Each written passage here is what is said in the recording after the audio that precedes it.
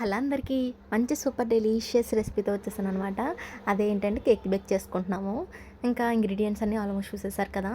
అసలు వీడియో చేసి దాన్ని అప్లోడ్ చేయాలంటే కూడా మంచి టైం ఉండాలన్నమాట. ఇంకా టైం కుదిరికే నేను ఇన్ని రోజులు పట్టించి వీడియో కూడా అప్లోడ్ చేయలేకపోయాను.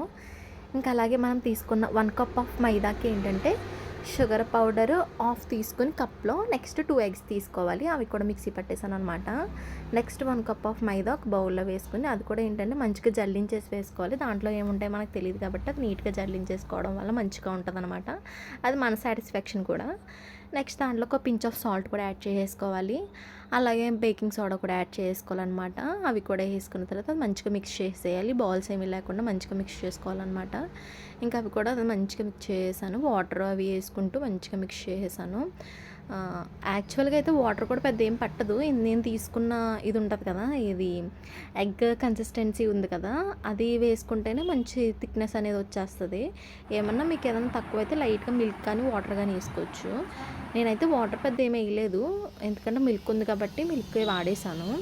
నెక్స్ట్ అది మంచిగా అయిపోయిన తర్వాత ఆయిల్ కూడా వేసేసుకొని మంచిగా మిక్స్ చేసుకొని అది మనం తీసుకున్న బౌల్లో కూడా ఆయిల్ వేసేసుకొని మంచిగా వేసేసుకొని ట్యాప్ చేసుకోవాలి.